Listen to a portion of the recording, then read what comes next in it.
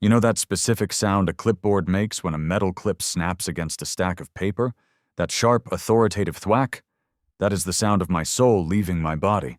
I was standing in my driveway wearing gym shorts and a t-shirt that said, "I paused my game to be here," staring into the eyes of a woman who definitely did not think life was a game. This was Brenda. Brenda is the president of the Whispering Pines Homeowners Association. She is 5'2", wears floral blouses that look like they were upholstered in 1993, and wields the neighborhood covenants, conditions, and restrictions document like it's the nuclear football. "David," she said. She never calls me Dave. "We have a problem with the luminosity." The sun was beating down on us. It was a humid Tuesday in July. Man, the kind of day where the air feels like you're breathing through a wet sock. I wiped sweat from my forehead and pointed at my garage door. "Brenda," I said, trying to keep my voice level, "the way you speak to a bomb disposal robot or a toddler holding a knife. It's beige. The door is beige. The house is beige. The sidewalk is beige. My will to live is currently beige. What is the problem?" Brenda sighed. It was a long, suffering sigh, implying that my very existence was an administrative error she had to correct. She lifted a small, black device that looked like a taser, but was actually, and I am not making this up, a portable color spectrometer. She pressed it against the wood grain of my double-wide garage door. Beep! She looked at the digital readout. She shook her head. "I thought so. You're registering a delta E of 4.2 relative to the approved pallet." "I don't know what that means, Brenda. Is that a Star Wars droid? Are we measuring radiation?" "It means," she said, tapping the clipboard with a manicured nail, "that this is desert sand. The board voted last month to update the community standard to Tuscan Dune. You were sent a memo."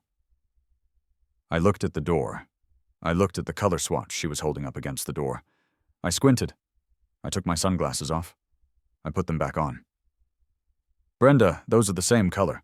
If I put those two colors in a lineup, their own mothers couldn't tell them apart." "Please don't be dramatic, David. Desert sand has a yellow undertone. Tuscan Dune has a taupe undertone. It's about warmth. It's about community cohesion.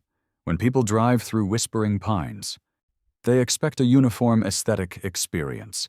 This," she gestured vaguely at my house, "this disrupts the flow." "The flow?" I laughed. It was a dry, crackling sound. "We live in a suburb, Brenda. The only flow here is the storm drain and the Amazon delivery trucks. You want me to repaint a perfectly good door because of a taupe undertone?" "You have 14 days to remediate the violation," she said, ripping a pink slip off her clipboard and handing it to me. "Or we proceed to fines. First offense is $50. It doubles every week of non-compliance." She turned on her heel and marched down the driveway, likely off to measure the grass height of the Widow Jenkins down the street. I stood there, holding the pink slip, staring at my garage door. It was a nice door. It went up and down. It kept the raccoons out. It was beige. I didn't know it then, but that was the moment. That was the inciting incident.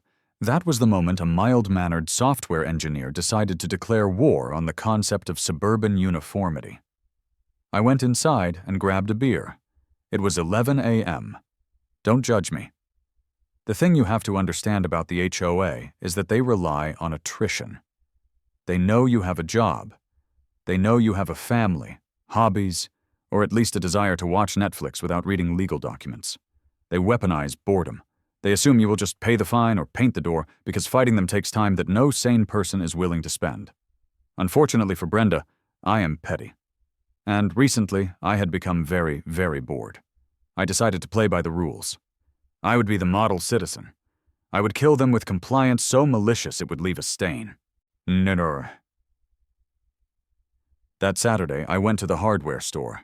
I walked up to the paint counter where a teenager named Kyle was trying to scrape dried latex off his thumb. "Help you?" Kyle asked. "I need Tuscan Dune," I said. "And Kyle, this is important. It cannot be desert sand. If it is desert sand, a woman named Brenda will come to my house and harvest my organs." Kyle stared at me. "Okay, dude. Exterior?" Exterior.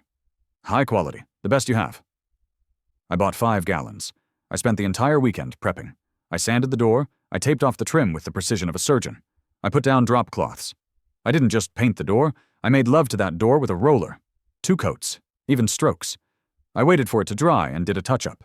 By Sunday evening, I stood back and admired my work. It looked exactly, and I mean exactly, like it did on Friday. It was beige. But now, it was Tuscan Dune beige. I felt a sense of hollow victory. I had wasted $200 and 12 hours of my life.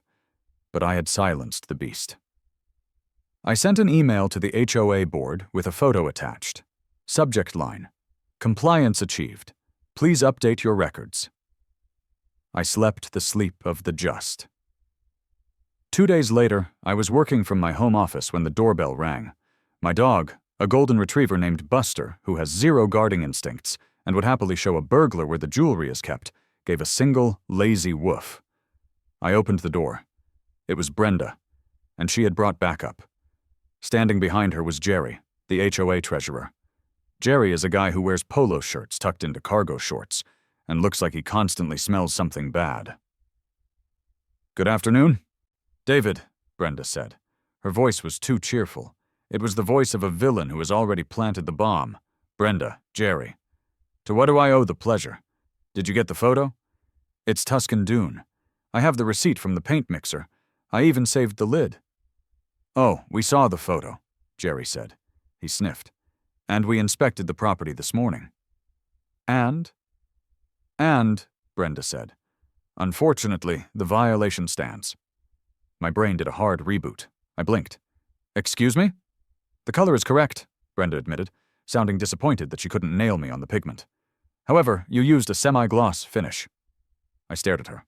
"So, please refer to the updated architectural guidelines, Section 4, Paragraph C, Subsection 2, she recited from memory. Top order. All front-facing exterior surfaces spanning more than 20 square feet must utilize a flat or matte finish to prevent roadway glare and maintain a rustic, non-industrial aesthetic. Glare? I stepped out onto the porch. "Brenda, the sun hits my house for maybe 2 hours a day. And rustic? We live in a development built in 2008. The most rustic thing here is the fake rock covering the utility box." "Rules are rules, David," Jerry said, crossing his arms. "Semi-gloss is for trim. Matte is for surfaces. If we let you have semi-gloss, everyone will want semi-gloss. Next thing you know, the neighborhood looks like a skating rink." "It's a garage door!" I shouted. My voice cracked. I saw a neighbor across the street, Mrs. Higgins, pause while watering her petunias to watch the show. "It is a door for a garage. It is meant to be cleaned. Do you know how hard it is to get mud off a matte surface? It's like trying to scrub peanut butter out of a carpet." "That sounds like a personal maintenance issue," Brenda said cold. "You have received your second notice. The fine is now $100. Please remediate the finish within 7 days." They turned around. They walked away. I watched them go. I felt a twitch under my left eye that I hadn't felt since college finals week. They didn't want a painted door. They wanted submission. I walked back into the garage. I looked at the door. The freshly painted, beautiful, slightly shiny Tuscan Dune door. I kicked it. It hurt my toe, which made me angrier. I went inside and poured myself 3 fingers of bourbon. I sat down at my computer. I didn't open my work email. I didn't open Reddit. I opened the file named whispering_pines_HOA_bylaws_2024.pdf. It was 412 pages long. It was a document written by lawyers who hated joy, formatted by people who hated eyes. "Okay, Brenda," I whispered to the screen. "You want to quote sections? Let's quote sections." I read. I read through the night. I read about fence heights. I read about approved grass cultivars. I read about the maximum diameter of bird baths. I learned that garden gnomes are considered statuary of a whimsical nature and are strictly prohibited unless placed in the backyard behind a privacy screen. My eyes were bleeding. My coffee pot was empty. But around 3 a.m., somewhere between Section 18, refuse container concealment, and Section 20, Holiday decoration timelines. I found it. Section 19.4. Garage door protocols. All garage doors must be kept in the closed position when not in active ingress or egress to maintain neighborhood uniformity and conceal personal property. I read it again. All garage doors. I scrolled up. I scrolled down. I searched the document for the words mandatory installation. I searched for required facade. I found nothing. There were rules about what color the door had to be. There were rules about the material, wood, composite, or steel. There were rules about the windows in the door. There were rules about the finish of the door. But there was not a single, solitary sentence in the entirety of the 412-page document that explicitly stated a house must possess a garage door. The rule only applied to the door if it existed. A slow, terrifying grin spread across my face. It was the grin of a man who has just realized that the thermal exhaust port on the Death Star is only 2 meters wide, and he happens to be holding a proton torpedo. If there is no door, it cannot be the wrong shade. If there is no door, it cannot have the wrong sheen. If there is no door, Brenda has nothing to measure. I looked at the clock. It was 4:15 a.m. I needed a contractor, and I needed one who didn't ask questions. I didn't sleep. By 8 a.m., I was on the phone. Finding a contractor in the suburbs is usually a nightmare. You leave voicemails, they ghost you. You get a quote, they ghost you. You hire them, they show up 3 weeks late and smell like tequila. But I didn't need a craftsman. I needed a demo guy. I needed Big Mike. I met Big Mike a few years ago when I needed a hot tub removed from my back deck. He showed up in a truck that sounded like it was gargling gravel, ripped the tub out with his bare hands and a crowbar, and charged me $200. I called him. "Yo," Mike answered. "Mike, it's Dave, the hot tub guy." "Davey, what's good? You got another tub, a shed, a body?" "I need you to remove my garage door." "Okay, and replace it with what? Carriage style, barn doors? I got a hookup for cedar." "No, Mike, nothing. Just remove it. Take the tracks, the motor, the springs, the panels, everything. I want a hole." There was a silence on the line. I heard the sound of a lighter flicking and a deep inhale. "Davey, you okay? You going through a divorce? This sounds like divorce behavior." "It's the HOA, Mike. They don't like the sheen." "The sheen?" "The sheen." "Ah," Mike said. The tone of his voice changed. It went from concerned to conspiratorial. Every blue-collar guy in America hates an HOA. It's a primal instinct, like fearing fire or loving barbecue. "Say no more. I'll be there in an hour. I'll bring the reciprocating saw."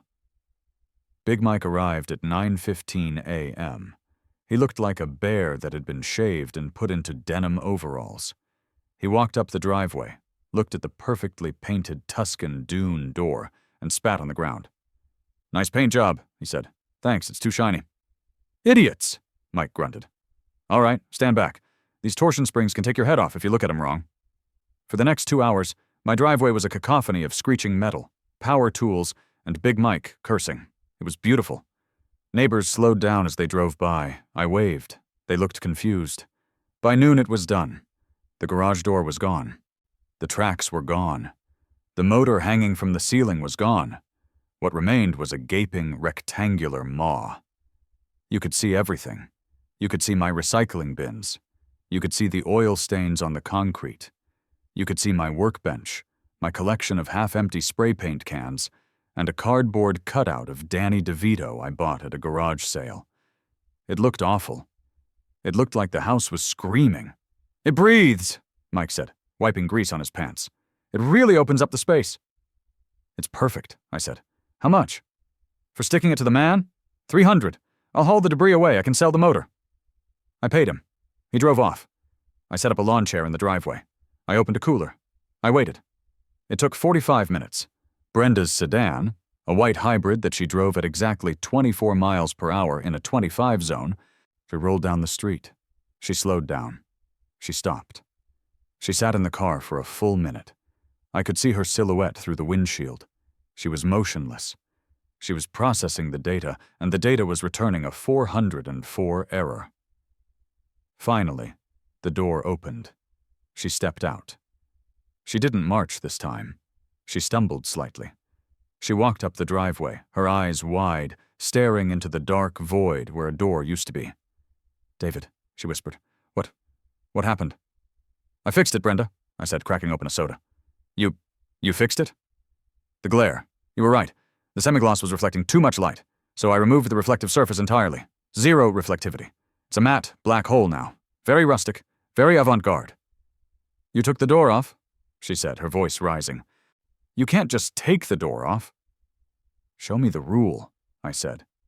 The rule?" "The rule that says I have to have a door. I checked, Brenda. Section 19.4 says I have to keep the door closed if I have one. It doesn't say I must have one." Her face went through a spectrum of colors that I'm sure her spectrometer would have struggled to identify. Red, purple, a sort of sickly pale gray. "This is an architectural alteration," she shrieked. "You changed the external appearance of the dwelling without board approval." "Actually," I countered, pulling a printed copy of the bylaws from my cooler. Section 7, Paragraph A defines architectural alteration as construction, addition, or modification of permanent structures. I didn't construct anything. I didn't add anything. I performed demolition. Demolition is covered under Section 12, Taporam, which only requires a permit for structural load-bearing changes. The garage door is not load-bearing, Brenda. It's cosmetic. She gaped at me. She looked at the garage. She looked at the Danny DeVito cutout, which seemed to be smiling at her from the shadows. This is a blight. It's unsightly. We can see your trash." "Ah, yes," I said. "You might have me there. Is there a rule about visible clutter?" "Yes." She grasped onto this lifeline. "Yes, Section 22, visible storage. Personal property tools and refuse containers must be screened from public view. You are in violation. You have a gaping hole displaying your junk to the entire neighborhood." She was panting. She thought she had me. "So," I said slowly, "if I fill the hole with something that isn't clutter or storage, I'm good?" "You need a door, David. You need a compliant Tuscan Dune matte finish door." "No," I said. "I don't think I do. You cited me for clutter, so I just need to block the view. I need to fill the opening." "With what?" she scoffed. "A curtain, a tarp? Those are also prohibited materials." I stood up. I looked her dead in the eye. "I'll figure something out, Brenda. Don't you worry. I'll fill the space. And it won't be a door. And it won't be clutter." "You are playing a dangerous game," she hissed. "I will have the lawyers draft a cease and desist. I will put a lien on this house so fast your head will spin." "You do that," I said. "But right now, you're trespassing. Get off my lawn." She left, but as she drove away, I knew this wasn't over. I had won the battle of the door, but I had created a new problem. I had a giant hole in my house. I needed something to plug it, something big, something that wasn't a structure, something that wasn't storage. I needed a vehicle, but not just any vehicle. The bylaws were very specific about what kind of vehicles could be parked in a driveway. No commercial vans, no RVs, no boats. However, Section 8, subsection D, contained a very interesting exemption. It was a legacy clause, written by the founder of the development, a history buff named Colonel Mortimer, R.I.P. Historic vehicles, defined as automobiles or machinery of significant vintage, pre-1960, maintained for parade, exhibition, or patriotic display, are exempt from screening requirements, provided they are kept in a state of good repair. I pulled out my phone. I opened Google. I typed, "military surplus auctions near me," and then I typed, "dimensions of M4 Sherman tank. Width, 8 feet 7 inches. My garage opening, 9 feet. It was destiny. You have to understand that buying a tank is not like buying a used Honda Civic. You don't just scroll through Facebook Marketplace, meet a guy named Steve at a gas station, kick the tires, and drive off. Well, actually, as it turns out, that's almost exactly how it happens. Except Steve is named Larry. The gas station is a fortified compound in the middle of rural Pennsylvania, and instead of kicking tires, you're checking the treads for dry rot. I spent 3 days in the deep recesses of the internet. I started on standard auction sites, but they were too clean. They were selling Humvees and deuce-and-a-half trucks. I didn't want a truck. A truck is a vehicle. A truck implies utility. A truck says, I am moving furniture. I needed something that said, Wenongpoin. I am moving boundaries. I needed tracks. I needed a turret. I needed 30 tons of cold-rolled American, or Allied, steel. I found it on a website that looked like it had been coded in 1998 by a survivalist using a dial-up connection in a bunker. The background was black, the font was neon green Courier New, and the header simply said, Larry's Liberty Logistics and Exotic Petting Zoo. And there, nestled between a listing for a crates of Yugoslavian gas masks and a slightly biting alpaca, was the Holy Grail. For sale, 1958, FV 432 APC, armored personnel carrier, modified. Condition, runs. Stops, mostly. Turret, mock-up attached for film production. Looks real, shoots potatoes. Price, $18,500 OBO. Notes, no tire kickers, no feds. Technically, it wasn't a Sherman. A real Sherman costs about as much as a small island nation's GDP. But the FV 432 is the workhorn of the British Army. It looks like a tank. It drives like a tank. It sounds like the apocalypse. And most importantly, this specific one had a fake turret welded on top to make it look like a menacing battle tank for some low-budget action movie. It was perfect. It was 8 feet wide. It would fit in the garage with 6 inches to spare on either side. I looked at the price tag, $18,500. I looked at my savings account. I looked at the kitchen renovation fund my wife, Sarah, and I had been building for 3 years. Sarah was currently away on a business trip in Chicago for the week. This was a critical tactical advantage. If I could get the asset secured and deployed before she returned, I could frame it as a fait accompli. Honey, I practiced saying to the empty room. We didn't need granite countertops. We needed perimeter security. It sounded reasonable to me. I called the number on the listing. Yeah? A voice answered. It sounded like gravel in a blender. Hi, I'm calling about the FV 432, the tank. It ain't a tank, the voice corrected immediately. It's an armored personnel carrier with a cosmetic turret modification. You call it a tank in front of the ATF. They get twitchy. It's a heavy historical vehicle. You a Fed? No, I'm a software engineer. That's exactly what a Fed would say. Who's the president? What? Who's the president of the United States? Answer fast. The current one? Wrong answer, Larry said. The correct answer is none of them. They're all lizard people. But you sounded confused, which means you're probably real. You want it? I do. Is it still available? Yeah, come out to Oak Haven. Bring cash, unmarked bills. If you bring a wire, I charge 10% for the hassle. I hung up. I went to the bank.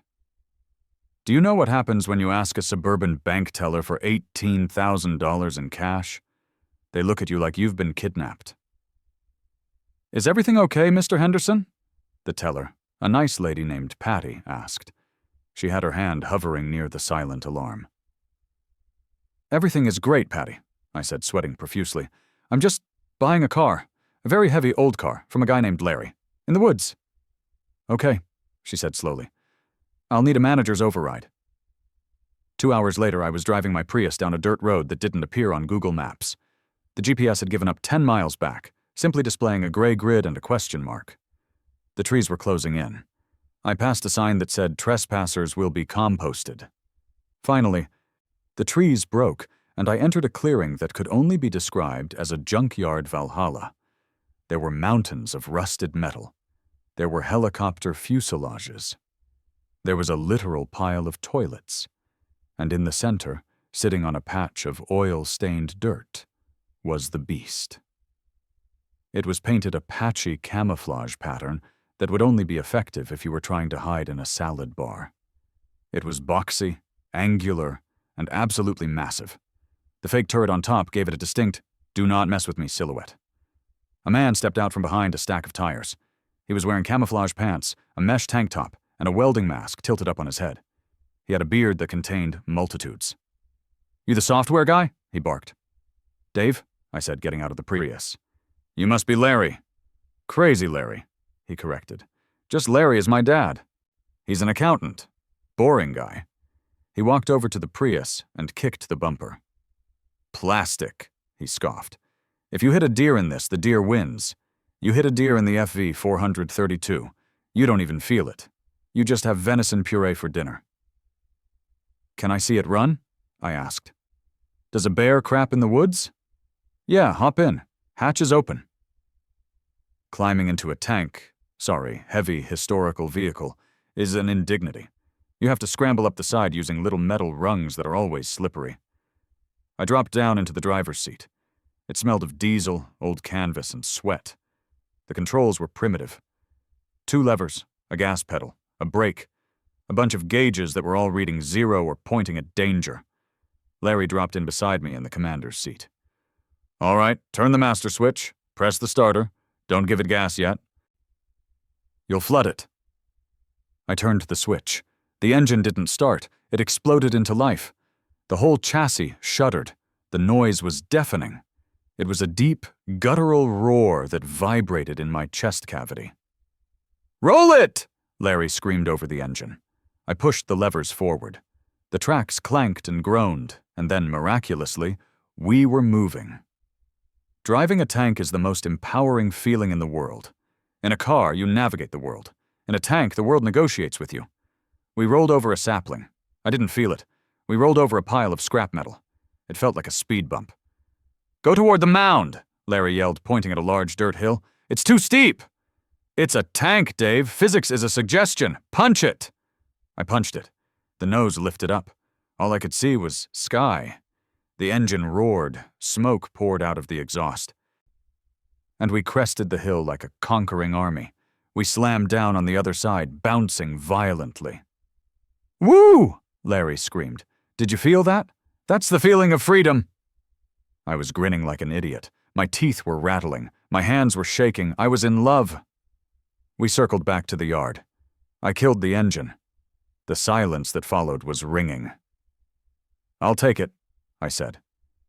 "Good," Larry said. "Now how you getting it home? You can't drive it on the highway. The cops frown on that. Plus, top speed is 32 miles per hour. It'd take you a week." I hadn't thought that far ahead. "Do you deliver?" Larry scratched his beard. "I got a flatbed, but it's gonna cost you extra. And I ain't driving into no city. I hate cities. Too many cameras. I'll get it to your driveway, but you gotta guide me in." "Deal," I said. I handed him the envelope of cash. He counted it with frightening speed. "Pleasure doing business, Dave. You planning to overthrow a local government?" "Homeowners Association," I said. Larry stopped counting. He looked at me. His one good eye, the other was squinting against the smoke of a freshly lit cigarette, grew wide with respect. "OA," he whispered. He spit on the ground. "Those bastards told my cousin he couldn't keep chickens. You give 'em hell, Dave, you give 'em hell." "I plan to." "Tell you what," Larry said, tossing the envelope into a rusted toolbox. "I'll throw in a smoke canister for the launcher. It's colored smoke, purple. It really freaks people out." "You're a saint, Larry." The drive home felt different. I was no longer just Dave, the guy with the beige house and the missing garage door. I was Dave. Commander of the 1st Armored Suburban Division. But as the adrenaline faded, the reality set in. I had just bought a tank. I had to put it somewhere, and I had to explain it to the police, my neighbors, and eventually my wife. I spent the next 2 days prepping the landing zone. I cleared out the rest of the junk from the garage. I measured the width again, and again, and a third time. 9 feet wide opening. 8 feet 7 inches of tank. That left me 2.5 inches of clearance on either side. If I missed, I would take out the structural support for the master bedroom. Friday morning arrived. Delivery day. The sun wasn't even up yet. The sky was a bruised purple. The neighborhood was silent.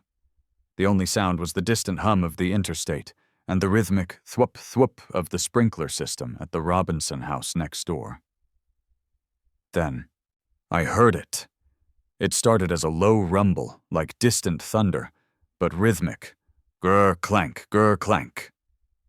A massive, rusted flatbed truck turned the corner onto Elm Street. It was taking up both lanes. Larry was driving. On the back, chained down like King Kong, was the FV 432. It looked even bigger in the suburbs. In the junkyard, surrounded by debris, it looked at home. Here, against the manicured lawns, the white picket fences, and the hydrangeas, it looked like a monster.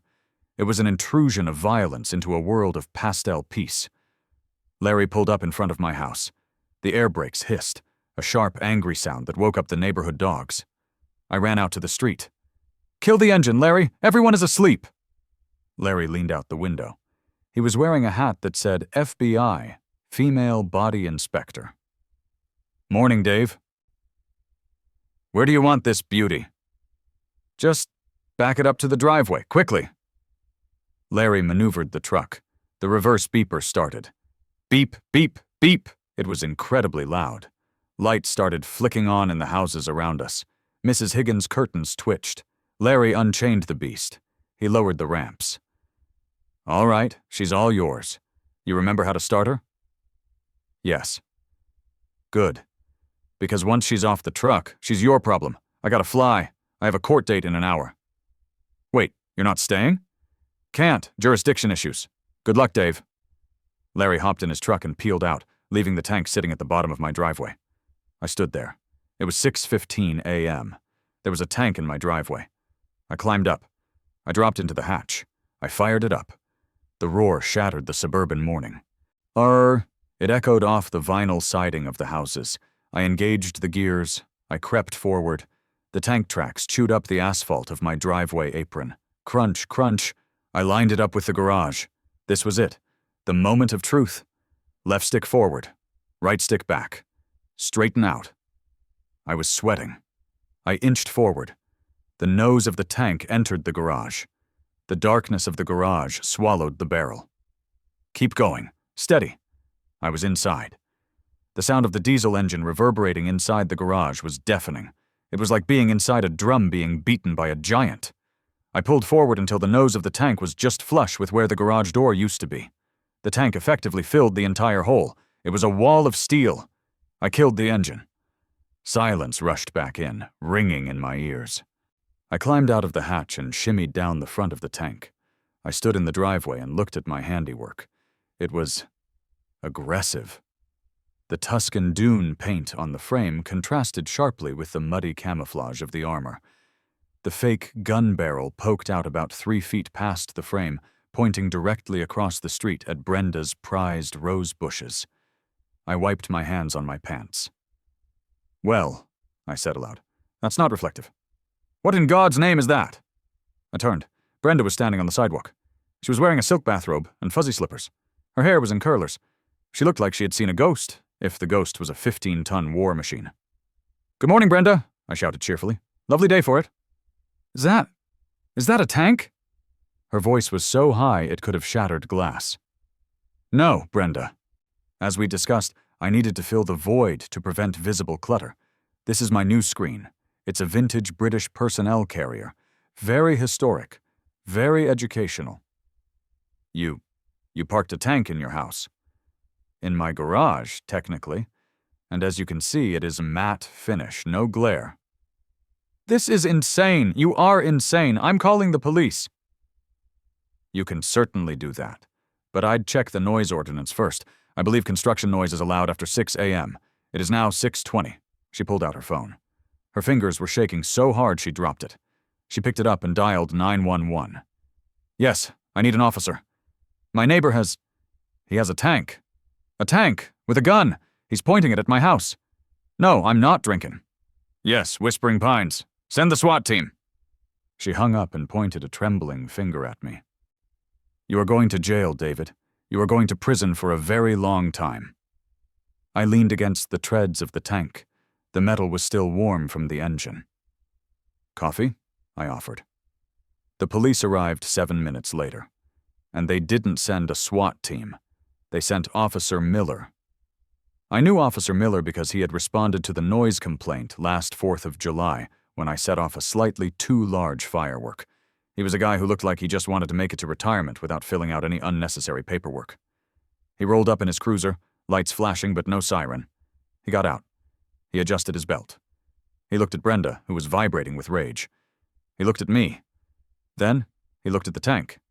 He took his sunglasses off. He put them back on. He walked slowly up the driveway. "Morning, Dave," Miller said.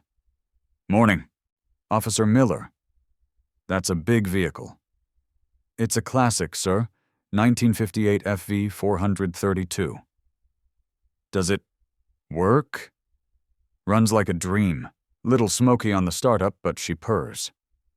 "And the gun?" Miller nodded at the barrel. "Prop. It shoots potatoes, but I haven't loaded it. Strictly aesthetic." Miller nodded. He turned to Brenda. "Ma'am, what seems to be the problem?" "The problem?" Brenda screeched. "The problem is that he has a tank! In a residential neighborhood. It's a threat. It's an eyesore. It violates every rule in the book." Miller sighed. "Well, ma'am, owning a military vehicle isn't illegal in this state, as long as the weaponry is decommissioned. Dave here says it's a prop. Is he threatening you with it?" "It's pointing at my house." "It's parked," Miller noted. "Cars generally point forward."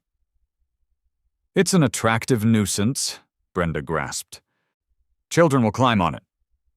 "I'll put up a sign," I said helpfully. "Danger, tank!" Miller stifled a smile. He turned back to me. "Dave, can you move it?" "I can," I said. "But then my garage would be empty, and Brenda here would find me for visible clutter. I'm really just trying to comply with the HOA rules regarding concealing my personal property. This tank is concealing my lawnmower perfectly." Miller looked at the tank. He looked at the garage opening. It was a perfect fit. It was almost architectural. "All right," Miller said. "Here's the deal. I'm not arresting anyone. This is a civil matter. If the HOA has a rule against tanks, that's between you guys and the lawyers. Unless you start driving this thing over Toyotas, Dave, it's legally just a very heavy car." Brenda let out a sound that was half scream, half sob. "I am calling the board. I am calling the mayor. This is war." "Actually," I said, patting the hull of the FV 432, "I think I'm the only one here equipped for war." Brenda stormed off. Miller shook his head. "Cool tank, Dave," he whispered as he walked back to his car. "My kid would love this." "Bring him by on Saturday," I whispered back. "I'll let him sit in the turret." Miller drove off. I was left alone with my tank. I had won the battle. But the war was just beginning. Brenda wasn't going to stop. She was going to dig through the bylaws. She was going to find a loophole. I went inside and made another pot of coffee. I sat down at the kitchen table and looked out the window at the back of the tank. It was blocking all the natural light in the garage, but it gave the kitchen a cozy, bunker-like feel. My phone buzzed. It was an email notification from Whispering Pines, HOA Board. Subject, emergency meeting notice, 4 p.m. today. Location, your front lawn. They were coming. The whole board. I smiled. I opened Amazon. I searched for camo netting and inflatable British flag. If they wanted a show, I'd give them a show. By 3:45 p.m., the street was lined with cars. Neighbors I had never spoken to were walking their dogs back and forth, craning their necks to get a look. The board arrived in a phalanx. Brenda was leading, obviously. Flanking her was Jerry, treasurer, Susan, secretary, who always looked like she smelled burning toast, and Bob, VP, a guy who slept through every meeting. They set up a folding table on the sidewalk. Brenda slammed her gavel down on the plastic surface. "This emergency meeting of the Whispering Pines Homeowners Association is now in session," she announced to the cul-de-sac. I walked out onto my porch. I was wearing my Lucky Hawaiian shirt and holding a mug of tea. "Mr. Henderson," Brenda began, reading from a prepared statement, "you are in violation of Section 9, Prohibited Vehicles. The bylaw states, no commercial vehicles, recreational vehicles, RVs, boats, or trailers may be parked in a driveway for more than 24 hours. She looked up, triumphant. "That thing is clearly a recreational vehicle. You are recreating in it." "Objection," I said. "It is not an RV. An RV has a toilet and a kitchenette. This has neither. It is extremely uncomfortable. There is no recreation happening inside that steel box. It is pure suffering." "Then it is a commercial vehicle," Jerry shouted. It's heavy machinery. No, I countered. Commercial vehicles are defined by their use in commerce. I am not selling tank rides. I am not hauling gravel for profit. It is a private passenger vehicle. It exceeds the weight limit for the driveway, Susan piped up. The bylaws, I said, reciting from memory, do not state a weight limit for driveways. They state a weight limit for street parking. It is not on the street. It is on my private property. They huddled. There was whispering. Brenda looked furious. She was pointing aggressively at the bylaws.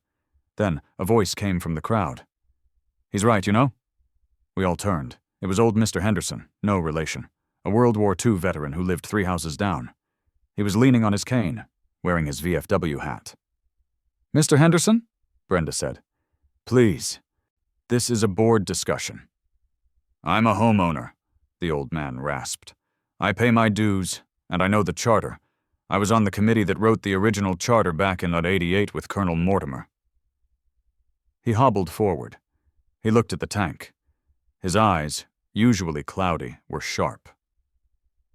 That's a fine piece of machinery, he said. He looked at me. British? Yes, sir, FV 432. Good armor, reliable. He turned to Brenda. Check Section 30, subsection D. Brenda flipped through the pages frantically. Section 30, holiday decorations? Keep reading, Mr. Henderson said. The patriotic display clause. Brenda found it. Her face went pale. Read it, I said. Brenda choked. Residents are encouraged to display symbols of patriotism and historical significance during months containing national holidays. Such displays are exempt from size and aesthetic restrictions, provided they are respectful in nature. It's July, I said. 4th of July month. And next month is August, Mr. Henderson added. VJ Day, then September, Constitution Day, then October, Navy Day, then November, Veterans Day. He winked at me. This isn't a vehicle, Mr. Henderson declared. It's a monument. It's a tribute to our boys in uniform. You try to tow a monument, Brenda, and you'll have every vet in the county on your lawn by sunset. The crowd murmured in agreement. Someone clapped. Brenda looked at the tank. She looked at Mr. Henderson. She looked at the neighbors, who were now taking selfies with the tank. She knew she was beaten. Fine, she spat. Fine, but the minute a holiday month ends, I am towing it. Brenda, I said gently, there's a holiday in every month if you look hard enough. She packed up her gavel. The board retreated. I walked down to Mr. Henderson. Thank you, sir. I didn't know about the patriotic clause. There isn't one, he whispered. Not really, but Brenda doesn't know history. She thinks VJ Day is in August. It is, but nobody celebrates it anymore. And Navy Day is in October. I just made that up. But she's scared of bad PR. You're a genius. I just like tanks, son. Can I sit in it? Be my guest. The victory was sweet, but as the sun went down, casting a long, turret-shaped shadow across the street, I realized something. I had a tank in my driveway. I couldn't park my car. I couldn't use my garage. My wife was coming home in 2 days, and I still didn't have a garage door. The next morning, the settlement offer arrived. It wasn't a fine. It was a letter on official HOA stationery. Dear Mr. Henderson, the board has reconsidered its position regarding the desert sand versus Tuscan dune luminosity dispute.